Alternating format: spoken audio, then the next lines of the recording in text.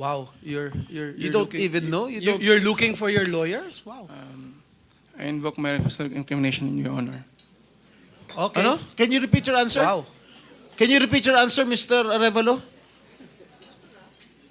I invoke my right for self-incrimination, Your Honor. My God, the question of the majority floor leader is very simple. It's very simple. Do you have any ghost project in any of the areas here in the Philippines? Answer.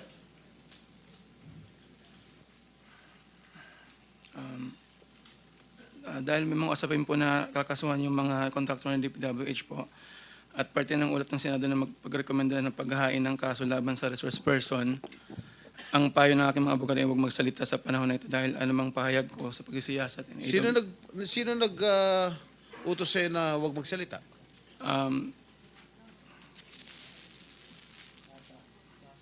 Sino?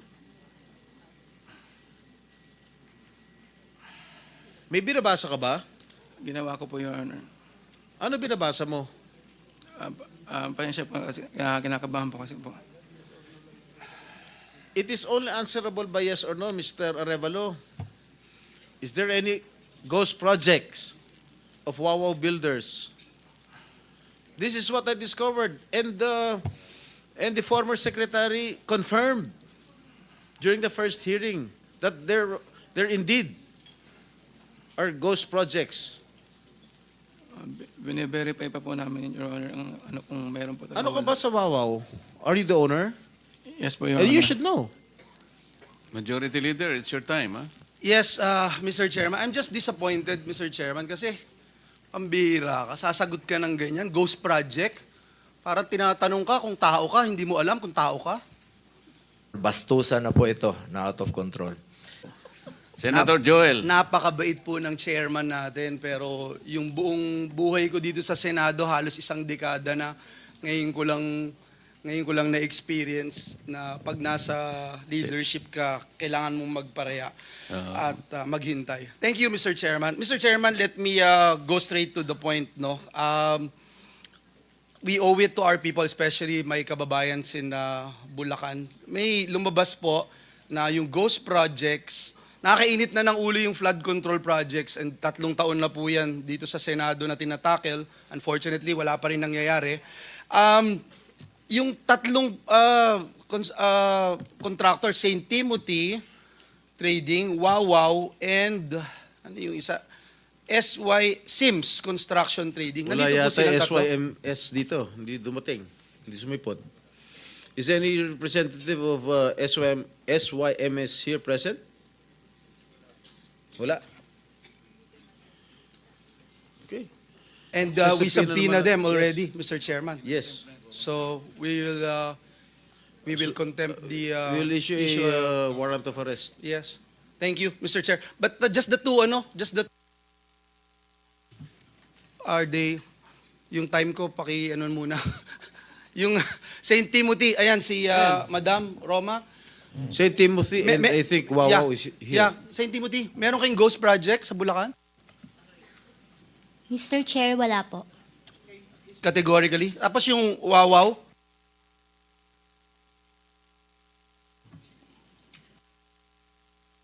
Good morning po. Yeah, can you answer yes or no? Ghost project? Can you turn on the microphone, please?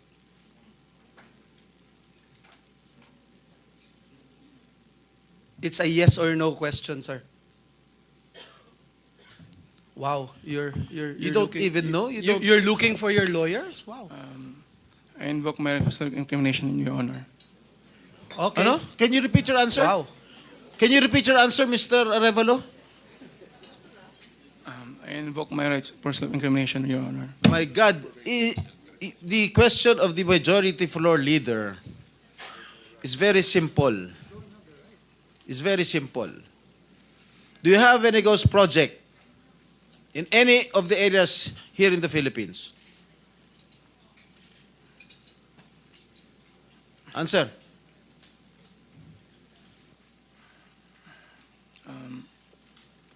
Dahil may mga usapin po na kakasuhan yung mga kontraktor ng DPWH po at parte ng ulat ng Senado na magpagrekomenda ng paghahain ng kaso laban sa resource person, ang payo ng aking mga abogado ay huwag magsalita sa panahon na ito dahil anumang pahayag ko sa pagsisiyasat. Sino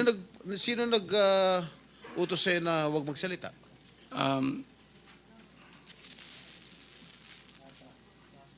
Sino? May binabasa ka ba? Ginawa ko po, Your Honor. Ano binabasa mo? Pasensya po kasi kinakabahan po kasi po. It is only answerable by yes or no, Mr. Arevalo. Is there any ghost projects of Wawaw Builders?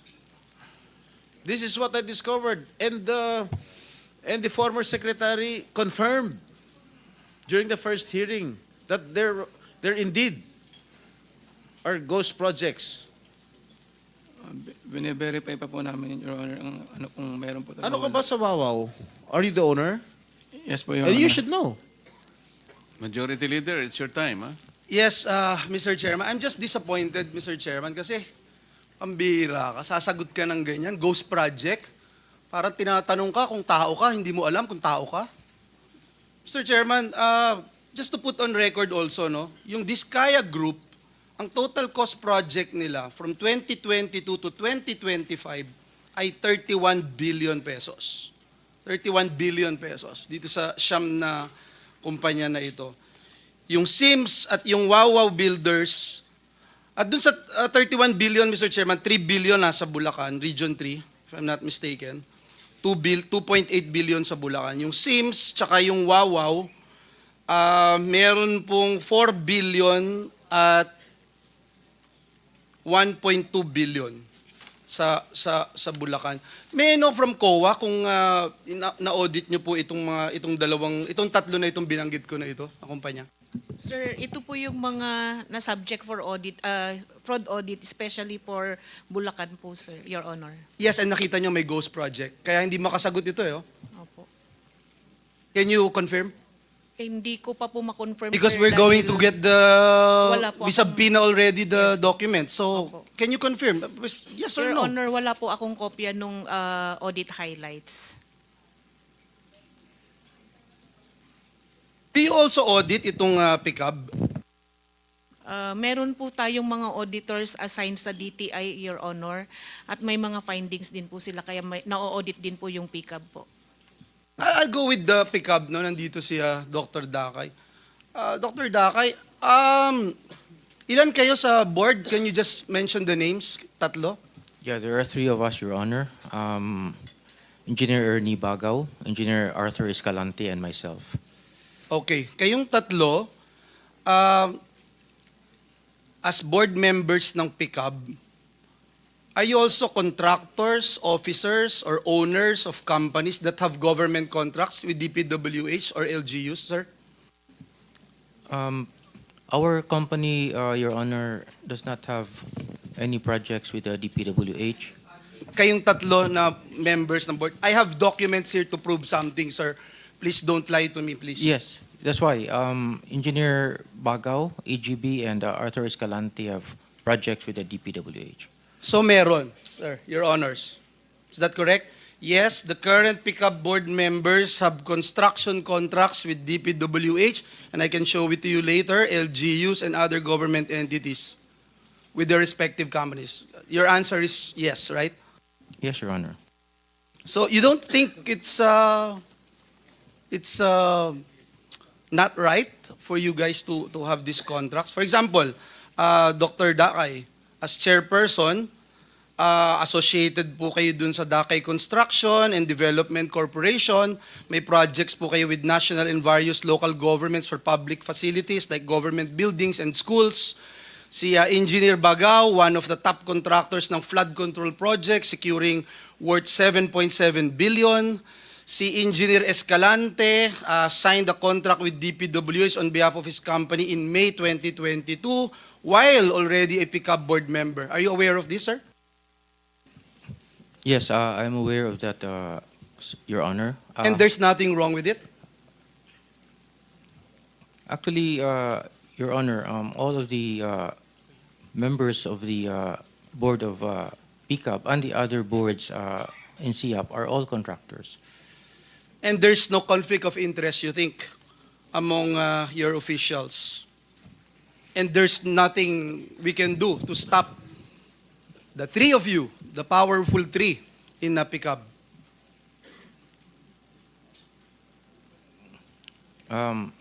Your Honor, if I may speak for myself, we do not have any government projects, Your Honor. We used to have, but not anymore.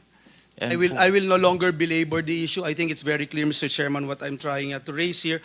Yung sa DPWH, paano natin napiprevent yung pag-rent out o yung purchase ng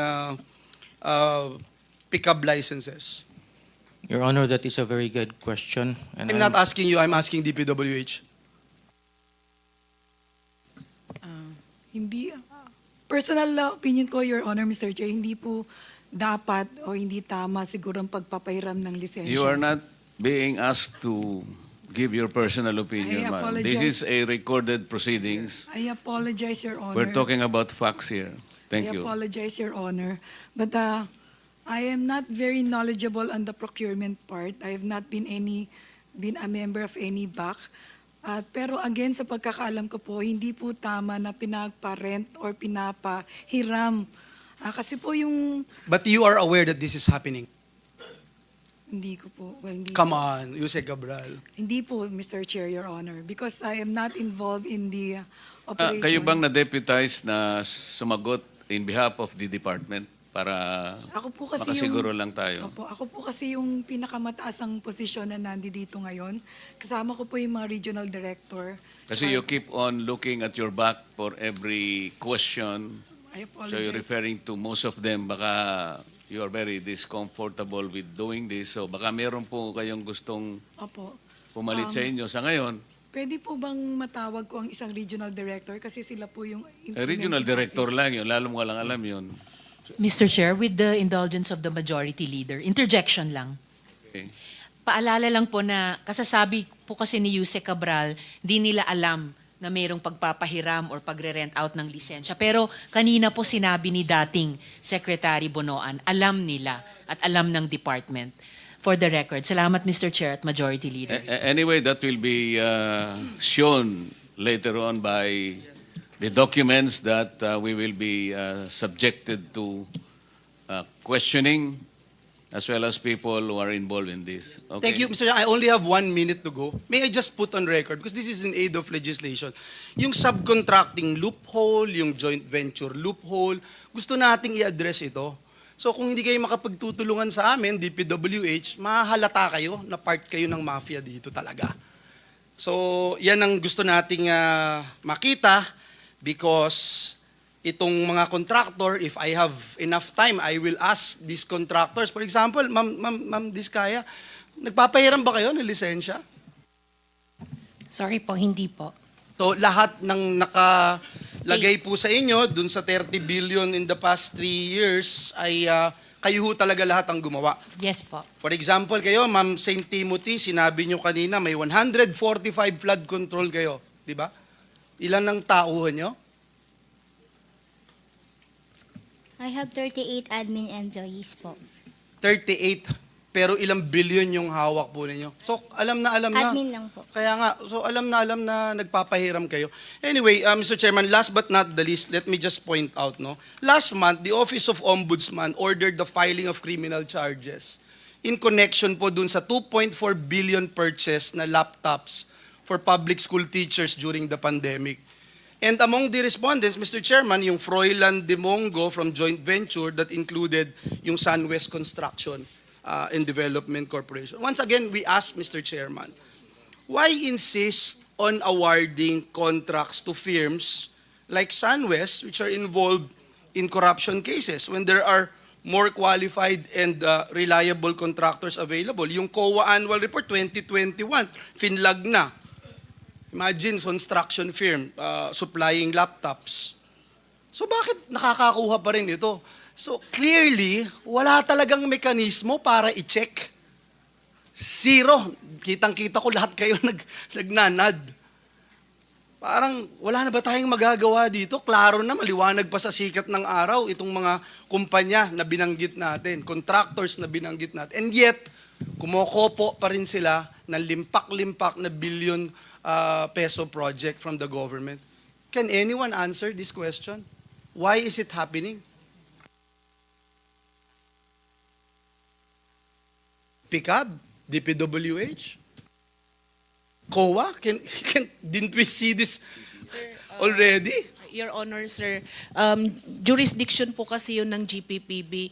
And usually po, sir, yung blacklisting po is 1 year lang po yung pag-blacklist nila. After 1 year po, pwede na po ulit silang makipag-transact or makipag-bid po. They can produce again, they can apply again, and ang PICAB, bibigyan ulit sila ng lisensya. Opo. Opo, Your Honor. At umuoo po kayo, Dr. Dakay, so ganun talaga. Kahit alam yung blacklisted or... Because, Your Honor, if I may, the blacklisting is actually a function of the PPBB because they are the ones who are enforcing Republic Act 9184, which is the procurement law. So it is within their ambit to do the blacklisting because it is Okay a na, procurement. Mr. Chairman? You're Nakakainit lang ng ulo. Salamat po, pero parang wala hong patutunguhan to pagka itong ating pamahalaan, Okay. ating gobyerno, wala So na it's now the tayong turn pakialam. of Senator Rapi Tulfo. With the permission of Senator Rafi, I know he wants to ask a lot of questions. With the permission, pumayag na. Miss Rimando, kanina sira mo, bago ka naging CEO ng St. Timothy, naging HR ka, magkano sweldo mo?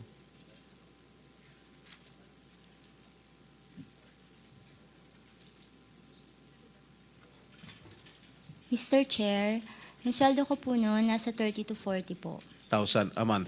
Alright. Dito sa nakalap kong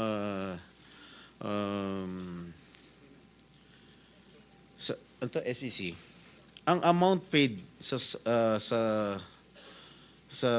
record dito, 887 million. Paano ka nakakuha ng ganong kalaking pera? Paid up capital. Tama, paid up capital. Paid up capital. Saka kumuha ng ganitong kalaking pera. Mr. Chair, yung 2025 na lang po yan. Bali, nung Oo nga, nag-umpisa po saka nga kami, ang tanong ko sa'yo, saka kumuha ng pera. Mr. Chair, meron naman pong income si St. Timothy po. Hindi, pera mo to eh. I mean, iba pa yung pera ng subscription ni Mary Faith Glynn, Jerry Panty. Ikaw ang pinakamalaki, 887 million. Mr. Sino Chair, nagbigay din? Huwag na tayo magpaligoy-ligoy pa. Sino nagbigay ng pera sa'yo?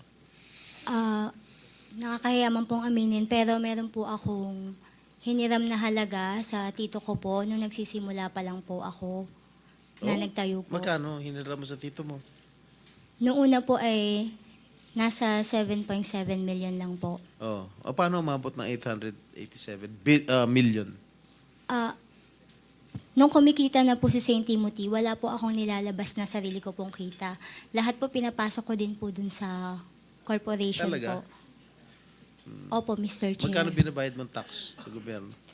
Mr. Chair, pwede ko po bang mag-refer dun sa financial Sige, statement babalikan po? kita. Tapos nahiyaan ako kay Okay Senator Rafi, okay? Thank you po. Senator Rapi. Thank you, Mr. Chair. Kanina nabanggit ni Senator Soto na yung dealer na inamin naman ng mga diskaya ng pinagkukunan nilang kanilang luxury vehicles ay yung company na involved sa pagpasok dito ng Ducati na hindi nagbayad ng tax kaya hinila kasi in-expose ko yon. So my question dito sa mga sa diskaya, mag-provide kayo, are you willing to provide all those documents from the Bureau of Customs na to make sure na nagbayad kayo talaga nung tamang buwis doon sa mga luxury vehicles ninyo na pinalaway nyo sa taong bayan na 28 you said? And also, Mr. Chair, siguro patawag na natin yung Bureau of Customs kasi malay mo, meron nga korupsyon doon sa mga project nila. Pati ba naman sa pagbayad ng buwis, lulukuhin pa tayo. So baka meron tayong mahila doon. Are you willing? Yes po. Okay. Number two, dito sa BIR, nabalitaan nyo, of course, last year, palumabas yung video na in-interview itong mga Diskaya tungkol sa kanilang mga ari-arian na sobrang lavish. Nag-issue kayo ng LOA against them? After na makita yung video? Letter of authority. Letter of authority to a corporation. But did you do that? Your Honor, please. Ginawa niyo ba yun para sa Yes, mga Your Diskaya? Honor. There was a letter of authority. Ano pong lumitaw doon sa result ng It is still an ongoing investigation, Your Honor. 1 year ago pa? I think the LOA was issued 20,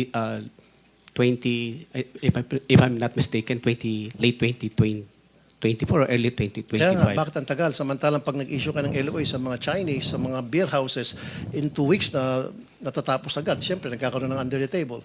So bakit dito ang tagal? There's we observe some procedures. No, Your I don't Honor. want to, hindi acceptable yan. Marami akong kaibigan ng mga businessmen, mga Chinese karamihan na nagsusumbong sa akin. Pinapadala nyo ng LOA randomly kahit na alam nyo na walang kasalanan. Gusto nyo lang sigurong maharas or ma-check yung status ng kanilang tax payments.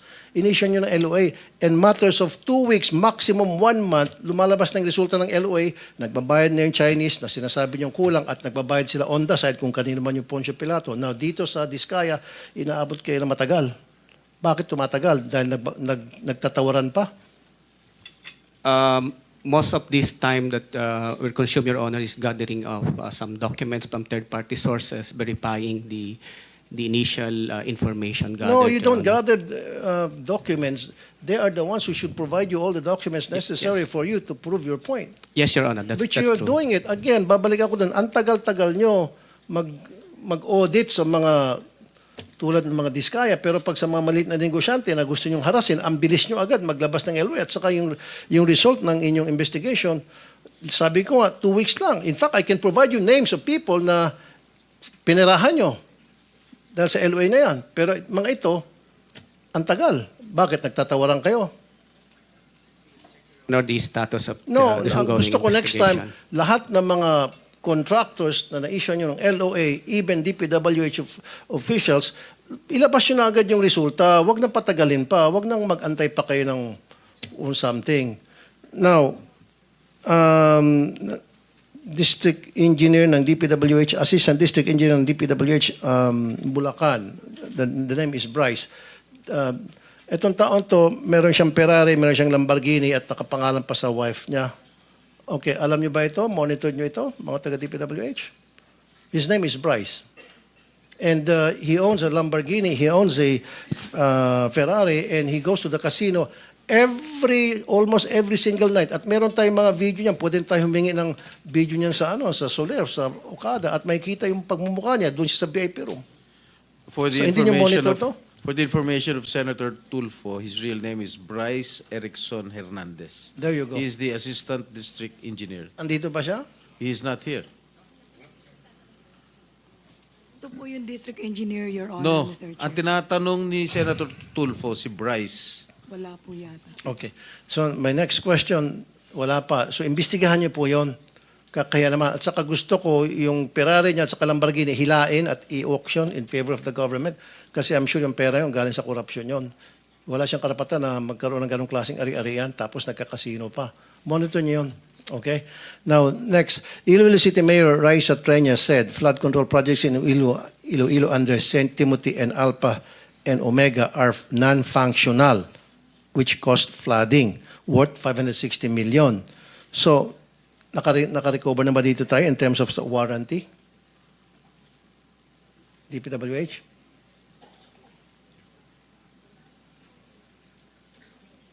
Yung sa project na yon?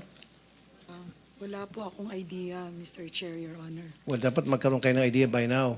Alam niyo naman po, magkakaroon tayo ng hearing ganito. Dapat inimbestigan niyo lahat ng mga project na questionable. Ito, lumabas sa media to, na-question ni Mayor Treñas. So, go and investigate this. Okay. Now, dalawa na lang. Paano tayo nakakabawi doon sa mga proyekto na mga ghost projects or yung mga delayed? Di ba, meron yung tinatawag na performance bond?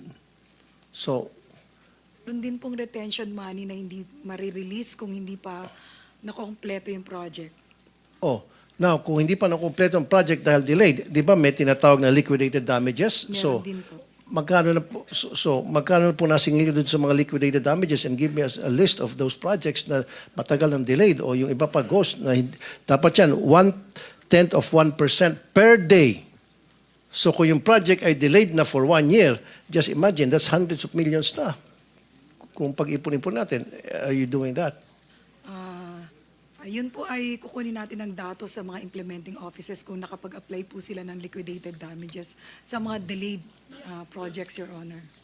Okay, 103 contractors, natanong ko na ito noon, hindi nyo ako nasagot kasi minadali ako noon. 103 contractors blacklisted. Okay, out of these 103 contractors blacklisted, dahil nga hindi maganda yung kanilang trabaho, substandard and ghost projects, bakit isa lang ang flood control projects doon?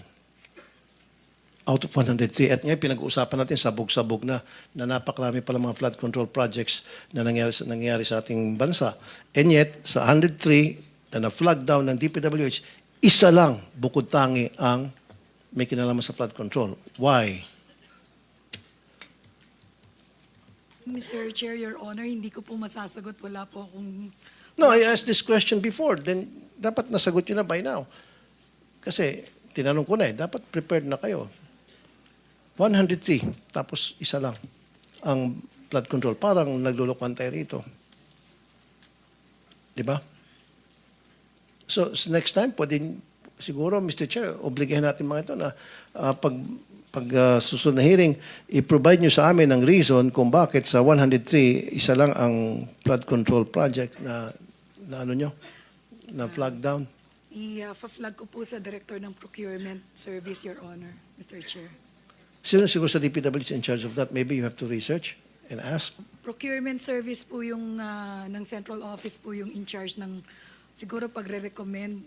Of course, implementing office po ang makakaalam niyan kung sila ay kailangang i-blacklist o delay sila. Kaya nga, kung kailan nila i-blacklist, so kailan i-blacklist, kaya nga 103 got blacklisted. But unfortunately, out of the 103, only one was involved in flood control project. So ano nangyari doon sa iba? Na pinag-uusapan natin ngayon by the hundreds na. Tama? You follow me? You know what I'm saying, ma'am? Yes, Your Honor. Okay, next time. Siguro next time din, Mr. Chair, dalawa na lang. Papatawag natin itong mga insurance companies. That's a good idea. Patawag natin itong mga insurance companies as well. Kasi pagdating sa warranty retention money, yung sa faulty projects, ang sinasabi, ang nakarating sa aking information, mabagal daw ang pagbayad nito mga insurance companies. Baka ito mga insurance companies, ito yung mga fly-by-night o house show na which is also owned by some of the people from the DPWH. Kaya hindi nababayaran, nasasayang lang itong mga warranty faulty projects. Yung pag-warranty, pagpakabayad sa kanila. And then the last but not the least, a couple of months ago, nag-raid ang NBI sa Bulacan sa mga steel mills selling cheap, substandard steel. Okay. Senator Rapi, the insurance commissioner, I think, is present. Is there, nandiyan ba Insurance Commission? So bakit yun ang reklamo, Mr. What's your name, sir? Regalado, sir. Are you investigating itong mga insurance companies to make sure that they're legit, that they're capable, that meron silang kakayahan magbayad? Dahil ang reklamo din kasi bakit matagal ang pag-process sa pagbayad para doon sa warranty ay mabagal doon yung pag-process nitong mga insurance corporations. Yeah, we managed to settle the claims when they are filed with us. But ganito lang po yung proseso natin. Insurance companies are sureties. No? They only cover about 30% of the project. And then, ang bawat risk po nila ay hanggang 250 million. Kami po, ang jurisdiction namin, ang pwede lang namin magamit is about 5 million. At yung iba po, they have to go to the civil courts to claim. Ang punto po dito is kung hindi makolekta sa mga kontraktor, pwede hong dumiretso ang DPWH sa amin para tulungan sila because these are all callable on demand. Yun po ang ating JPPB at Okay, meron naman pumunta taga DPWH para doon sa proseso na sabi ninyo? The last time I checked, wala po kaming natatanggap. Bakit wala? Ang dami mga projects na dapat kailangan mabayaran dahil under warranty, dahil palpak. And yet, sabi niyo walang pumupunta. Yeah, wala po. At sinasabi ng DPWH, mabagal daw kasi magbayad yung insurance companies. And yet, DPWH doesn't come to you para Yeah, ilapit. wala po ang DPWH. Usually ho, it's settled between the DPWH and the contractors. So DPWH, paki-check ba't hindi lumalapit sa insurance company? Yes, Your Honor. Okay, and last, yung mga cheap steel mills na ito'y paboritong puntahan ng mga loko-loko mga contractors. Alam niyo to, tumatawa kayo ng ulo, especially dyan sa Bulacan, marami yan. Nag-grade na nga yung NBI niyan. Unfortunately, yung ginawa nilang grade, hausyaw lang. Matapos nilang grade, humingi na ng pera, and then umalis na. Ito ang nakakatakot dahil, Mr. Chair, especially mga earthquakes, di ba, pina-expect natin na pwede mangyari anytime. Pati sa mga kalsada rin, ito yung mga galing China, na mga, in fact, banang ito sa China, ito mga steel products. Alam niyo po ito, bakit hindi niyo po ito pinagre-raid? O bakit hindi niyo po ito pinapapasara? At patuloy pa rin po kayong nagiging parokyano ng mga steel mills na ito. Siguro sir, may tatanong ko yan sa aking mga kasamaan na nasa distrito, yung sinasabi niyong Bulacan District, o kaya sa regional director po ng Region 3 na nakakasakop nun. Dahil ngayon ko lang po din narinig yung NBI na ni-raid, na nag-raid or something. Ngayon ko lang po narinig. So, ibig sabihin, NBI hindi gumawa ng coordination sa inyo to inform you na, hey, marami mga steel mills sa buong bansa, kasama din yung Bulacan, i-raid namin dahil ito ay bilihan ng mga kontraktor ng DPWH na mga substandard materials. Sa opisina ko po, walang nagko-coordinate. Baka po sa opisina ni former Secretary Bonoan. Siguro, Mr. Chair, next time, invite din natin DPWH saka DTI. I mean, yung DTI and NBI. Yes, I think we will do that. Thank you. That's all, Mr. Chair. Are you done? I walk the talk, so 5 minutes before this, tapos na. Actually, Yusek, hindi mo sinagot yung isang napaka-importanting tanong niya. It's about the performance bands, security bands. Kasi dapat, alam mo ba, ghost project talaga, o defective yan, talagang wala na. Hindi ba, you will need to terminate the contract and declare a default para makakolekta kayo sa insurance company. Tama po, sir? Yes, Mr. Chairman. Callable yung ano ninyo Kasi Yes. kung hindi naman kayo magde-declare at hindi nyo i-terminate ang contract, mahihirapan lang sila. And everybody will go to court. Matagal po yun At saka yung sinasabi ni Senator Rapi, yung nag-raid kasi mali yung ni-raid niya sa Bulacan nagpunta. Alam po nyo kung nasaan yung mga substandard tsaka yung mga counterfeit na mga bakal-bakal na yan, mga reinforcing bars. Nandyan sa San Simon, Pampanga. Yan ang steel capital of the Philippines today. Yan, for your information. So, I'm sorry, Mr. Chair, it's- Pampanga nga pala. Bulacan sinabi ko, Pampanga. Pampanga. yun, tama ka. So, San Simon yun, San Simon. Senator Bong,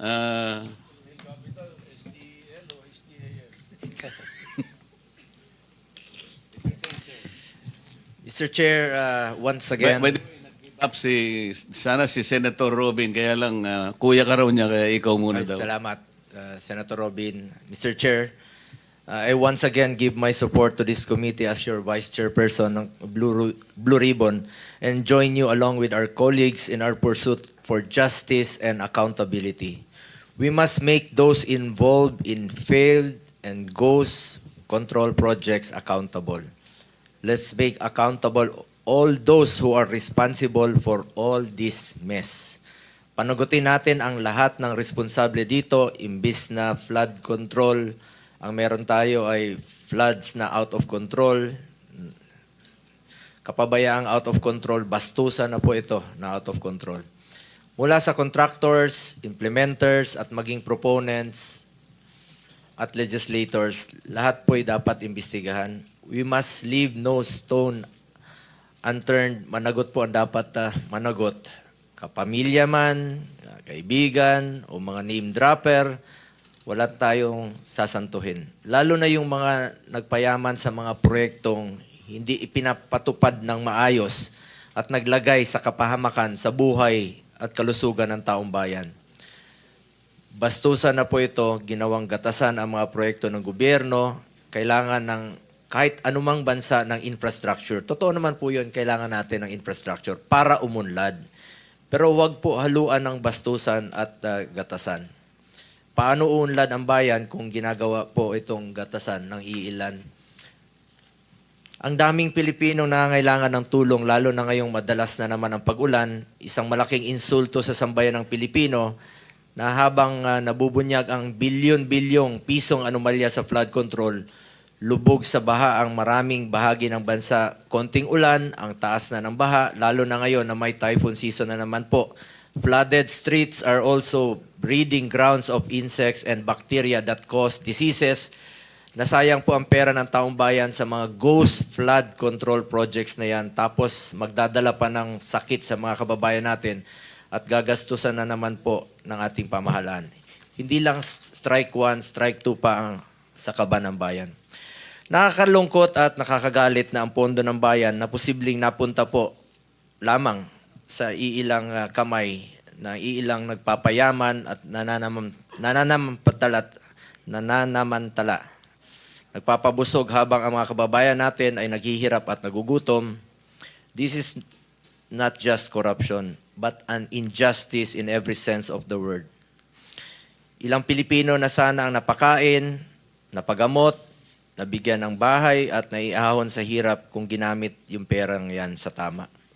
Nakakapanlumo na 1/3 lang po ng budget ng DOH ay ang 1/3 lang po ng budget ng DOH kumpara po sa DPWH. Dapat gamitin na lang ito sa mga programang direktang makakatulong lalo na po pagdating sa pangangalaga ng kanilang buhay at kalusugan. As principal author of Republic Act 12076 or isang co-author din po, ang principal sponsor niyan si Senator Jinggoy Estrada or ang Ligtas Pinoy Centers Act, which mandates the establishment of evacuation centers in every municipality and city in the country. I call on the DPWH, priority nyo naman po ito, batas na po ito. I call on the DPWH to prioritize this law instead of implementing failed flood control projects. Dapat po inuna ninyo itong mga evacuation centers dahil batas na po ito at mapapakinabangan po ito ng mga kababayan natin tuwing merong nababaha at nababagyo. Ito talaga ang mapapakinabangan ng mga nababaha. Sa reported 1.2 trillion budget for flood control from 2022 to 2025, ang pwede pong maitayo na evacuation centers kung binigyan nyo po ng prioridad ay 60,000 evacuation centers. Lahat na sana ng 1,493 municipalities at 200 cities may evacuation centers na. Sa budget na ito, 80,000 health centers na po sana ang pwedeng maitayo. At kaya pa ang 800 tertiary hospitals na hindi na po mahirapan ang mga kababayan natin sa malalayong lugar na magpagamot. Sa mga involved sa anomalyang ito, makonsensya naman kayo, nilapastangan nyo na po ang kaban ng bayan, nilagay nyo pa sa peligro ang taong bayan. As I have mentioned last hearing, 2023 pa po ito, August, to be exact. During a Senate hearing, hiningi ko po sa DPWH ang kanilang master plan dahil naobserbahan ko po na maraming mga flood control projects situated in areas with little or no human population. Wala talagang katao-tao.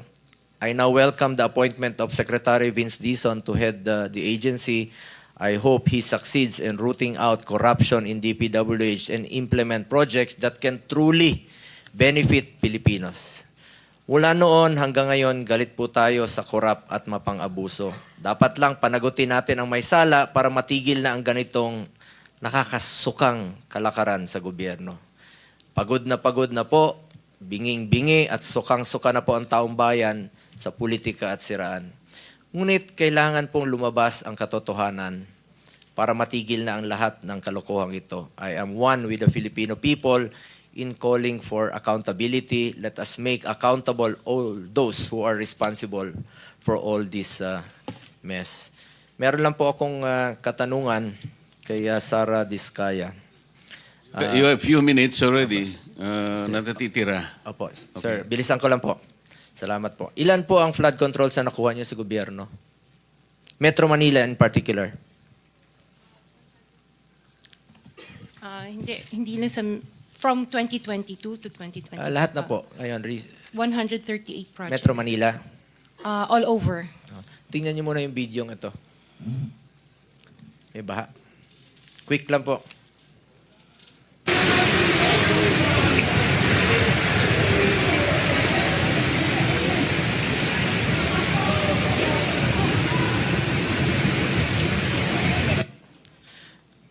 Napanood niyo ba yung video yan? Ngayon lang po. Habang mga involved sa construction ng flood controls ay sandamak ang masasakyan, katulad mo, 28, 26 o 40, ang ibang Pilipino natin, mga kababayan, walang magawa kundi panoorin habang palutang-lutang sa baha ang kaisa-isang sasakyan nila na pinaghirapan, pinagpawisan at talagang pinaghirapan nila mabili. Hindi natin maikakaila ang sama ng loob ng taong bayan ngayon. Imagine, pinaghirapan mong sasakyan yan, kaisa-isa mo, lumubog pa sa baha. Paano kaya humaharap? Paano mo bang... Tapos yung mga gumagawa ng flood control, may 26 o 40 luxury cars. Paano kayo humarap niyan sa taong bayan? Anyway, I would like to take this opportunity to call out the distortions of facts being spread on social media. There are people out there changing the narratives, making false claims. They are masters of lies and half-truths, masters of fake news.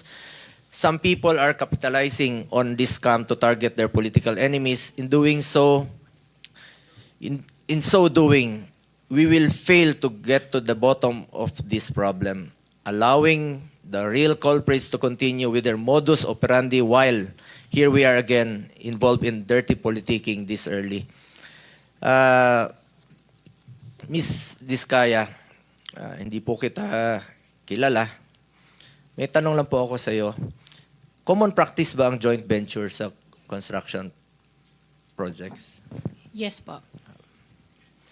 Alam mo ba ang proyekto ninyo na naiulat kasi ngayong araw, ngayon lang, na joint venture nyo raw po ang CLTG? 2017? I think so, yes, before. Flood control ito? I can't remember. Natapos na bang proyekto ito? Alam ko tapos po yung mga projects. Nagagamit na ito ng tao? I would think so, yes po. Kung meron pong pagkukulang o deficiencies or mali, ako mismo po ang magre-rekomenda sa committee ito. Nakasuhan kayo kahit kasama ang kamag-anak ko.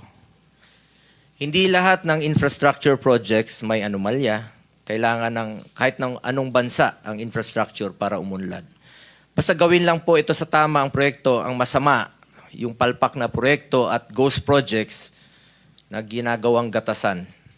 Huwag lang po sanang bastusan. At ulitin ko, for the 9th time, I have nothing to do with the business of my family. Wala po akong kinalaman sa negosyo nila. I have no involvement in its operations. 24 anyos pa lang po ako, nagtatrabaho na po ako kay former Mayor Rodrigo Duterte. Hindi po nakakalapit sa akin ang pamilya ko para humingi ng pabor sa kontrata ng gobyerno. Yan po ang sinabi ko noon pa. I will resign kapag pumasok po sila sa City Hall or sa Malacanang. Paulit-ulit ko itong sinabi. Pag may gumamit ng pangalan ko, please consider it denied. Ayaw ko po makisali sa negosyo ng pamilya ko at ayaw ko rin po silang makialam sa trabaho ko. Sa totoo lamang po, mas nakakalapit pa sila sa ilang politiko, pero hindi po sa akin. Hindi naman natin mapili kung sino yung kamag-anak natin sa mundong ito. At hindi rin po ako nag-i-intervene on behalf of any business entity. Nag-warning na po ako noon. Ingat po kayo sa mga name dropper. I observe delikadesa. Pangalan ko po ang puhunan ko sa mundong ito at hindi ko po yan sasayangin. At hindi ko sasayangin ang tiwala ng Pilipino. If meron pong deficiencies at meron silang pagkukulang, ako mismo po ang magre-rekomenda sa committee ito na kasuhan sila. Kahit kamag-anak ko, kahit involved sa kahit na anuman pong pagkakamali, kasuhan niyo po sila. I am for accountability. Ayoko po ng kalokohan kahit kailan. Pero lahat po ng bansa kailangan ng infrastructure for development. Huwag lang bastusan at huwag lang pong gawing gatasan. Tulad ng LCAC, kailangan ng development sa bundok noong panahon ni former President Duterte. Naging incentives po ito na magkaroon ng proyekto yung mga barangay at marami na po ang naging insurgency free sa ilang region due to incentive sa barangay. Maganda po yun. Pero kapag nahaluan ng korupsyon, ayaw namin yan. Noong panahon ni dating Pangulong Duterte, sinisibak niya po pag naamoy niya na merong korupsyon. Thank you, Senator Bong. Actually, I have given you 11 minutes already. Sir, closing na lang po.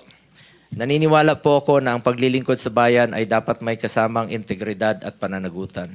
I assure the public that I have nothing to do with these transactions and I remain firm in my commitment to transparent and honest service. I am for accountability.